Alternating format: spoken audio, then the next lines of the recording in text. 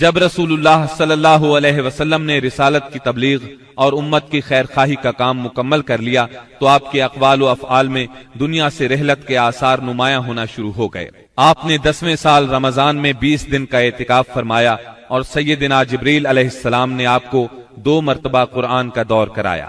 آپ نے اپنی صاحبزادی فاطمہ رضی اللہ عنہا سے فرمایا، میں سمجھتا ہوں میرا آخری وقت آ چکا ہے۔ سیدنا معاذ بن جبل رضی اللہ عنہ کو یمن کی طرف روانہ فرمایا تو انہیں وصیت فرمائی، اے معاذ، غالباً اس سال کے بعد تم مجھ سے ملاقات نہ کر سکو گے اور میری اس مسجد اور میری قبر کے پاس سے گزرو گے۔ یہ سن کر سیدنا معاذ بن جبل رضی اللہ عنہ رونے لگے۔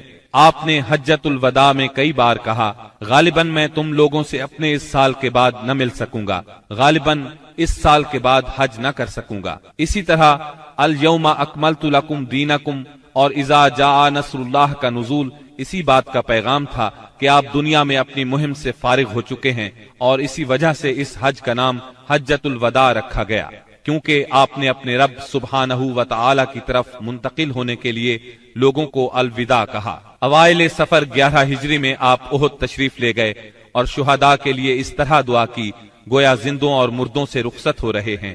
پھر واپس آ کر ممبر پر تشریف فرما ہوئے اور فرمایا، میں تمہارا پیش رو ہوں اور تم پر گواہ ہوں، اللہ کی قسم اس وقت اپنا حوض دیکھ رہا ہوں، مجھے زمین یا زمین کے خزانوں کی کنجیاں دی گئیں، اللہ کی قسم مجھے تم پر یہ خوف نہیں کہ تم میرے بعد شرک کرو گے، بلکہ اس کا اندیشہ ہے کہ دنیا میں ایک دوسرے سے آگے نکلنے کی دوڑ میں لگ جاؤ گے۔ ماہ سفر کے آخر میں آپ رات کے وقت بقیع غرقد تشریف لے گئے، اہل بقیع کے لیے دعائے مغفرت کی اور فرمایا، ہم بھی تم سے آن ملنے والے ہیں۔ ماہ سفر کے آخری پیر کو رسول اللہ صلی اللہ علیہ وسلم ایک جنازے میں بقیع تشریف لے گئے۔ سیدہ عائشہ صدیقہ رضی اللہ عنہا فرماتی ہیں، آپ بقیع سے واپس تشریف لائے تو میں اپنے سر میں درد محسوس کر رہی تھی اور یہ کہہ رہی تھی کہ ہائے میرا سر۔ یہ سن کر آپ نے فرمایا، بلکہ میں واللہ اے عائشہ ہائے میرا سر۔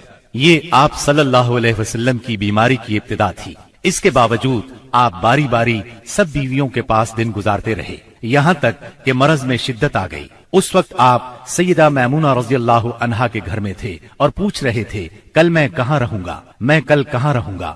مطلب یہ تھا کہ مجھے سیدہ عائشہ رضی اللہ عنہا کے ہاں رہنے دیا جائے۔ چنانچہ ازواج مطہرات نے اجازت دے دی کہ آپ جہاں چاہیں رہیں۔ آپ سیدنا فضل بن عباس اور سیدنا علی رضی اللہ عنہما کے سہارے پاؤں زمین پر گھسیٹتے ہوئے نکلے اور سیدہ عائشہ صدیقہ رضی اللہ عنہا کے گھر منتقل ہو گئے۔ سیدہ عائشہ صدیقہ رضی اللہ عنہا فرماتی ہیں، جب آپ میرے گھر تشریف لائے اور بیماری نے زور پکڑا تو آپ نے فرمایا، مجھ پر 7 مشکیزیں پانی ڈالو جن کا بندھن نہ کھولا گیا ہو تاکہ میں لوگوں کو وصیت کر سکوں۔ چنانچہ ہم نے آپ کو سیدہ حفصہ رضی اللہ عنہا کے ایک لگن میں بٹھا کر مشکیزوں سے پانی ڈالا، یہاں تک کہ آپ نے ارشاد فرمایا، بس بس لوگوں تم نے کام پورا کر دیا۔ اس وقت آپ نے کچھ تخفیف محسوس کی اور مسجد میں تشریف لے گئے، سر پر پٹی بندھی ہوئی تھی، ممبر پر فروکش ہوئے اور بیٹھ کر خطبہ دیا اور لوگوں کو وصیت فرمائی، تم سے پہلے جو لوگ تھے وہ اپنے انبیاء اور بزرگوں کی قبروں کو سجدہ بنا لیتے تھے، تم لوگ قبروں کو سجدہ نہ بنانا، میں تمہیں اس سے منع کرتا ہوں۔ اور فرمایا، یہود و نصارہ پر اللہ کی لعنت، انہوں نے اپنے انبیاء کی قبروں کو سجدہ بنایا۔ مزید فرمایا، تم لوگ میری قبر کو بت نہ بنانا کہ اس کی پوجا کی جائے۔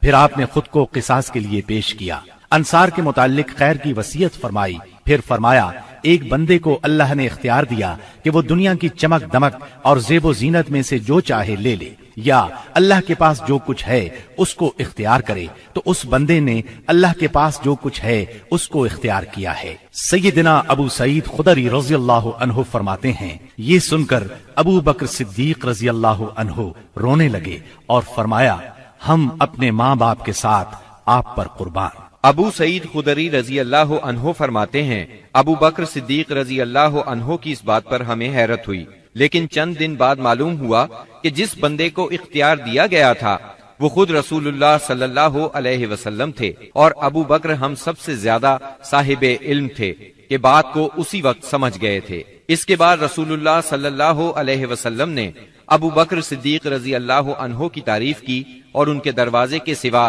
مسجد میں کھلنے والے تمام دروازے بند کرنے کا حکم فرمایا۔ اسی دن آپ نے وصیت کی کہ یہود و نصارہ اور مشرکین کو جزیرۃ العرب سے نکال دیا جائے اور وفد کو اسی طرح نوازا جائے جس طرح آپ نوازا کرتے ہیں۔ آپ نے نماز، غلاموں اور لونڈیوں کے بارے میں بھی وصیت فرمائی اور فرمایا، میں تم میں دو چیزیں چھوڑ رہا ہوں، جب تک ان دونوں کو مضبوطی سے تھامے رہو گے ہرگز گمراہ نہیں ہوگے، کتاب اللہ اور میری سنت۔ مرض کی شدت کے باوجود آپ نمازیں خود پڑھاتے رہے، لیکن اس دن یعنی جمعرات کو جب عشاء کا وقت ہوا تو آپ نے لگن میں غسل فرمایا تاکہ مرض میں کمی ہو جائے۔ اٹھنے لگے تو غشی طاری ہو گئی، پھر افاقہ ہوا تو دوبارہ غسل فرمایا، پھر اٹھنے لگے تو اس بار بھی غشی ہو گئی، تیسری بار غسل فرمایا، اٹھنے لگے تو پھر غشی طاری ہو گئی۔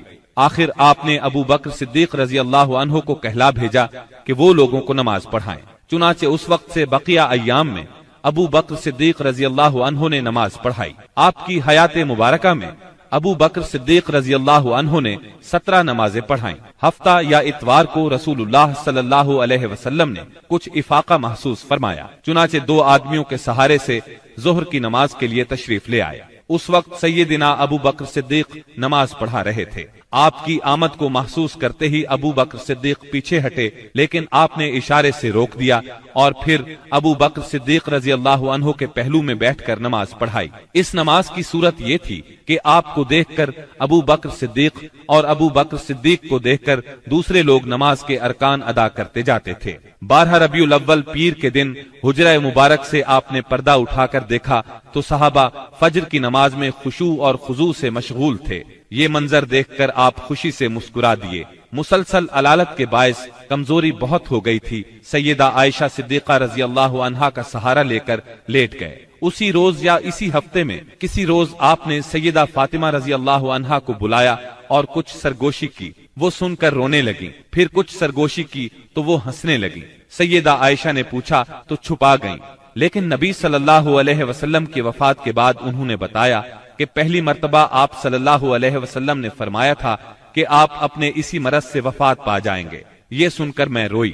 پھر آپ نے فرمایا کہ آپ کے اہل و عیال میں سب سے پہلے میں آپ سے ملوں گی، اس لیے میں ہنسی تھی، اور آپ نے انہیں یہ بشارت بھی دی تھی کہ آپ ساری خواتین جنت کی سردار ہیں۔ دن جیسے جیسے چڑھ رہا تھا آپ پر بار بار غشی طاری ہو رہی تھی۔ سیدہ فاطمہ رضی اللہ عنہا یہ دیکھ کر بولی، ہائے میرے باپ کی بے چینی۔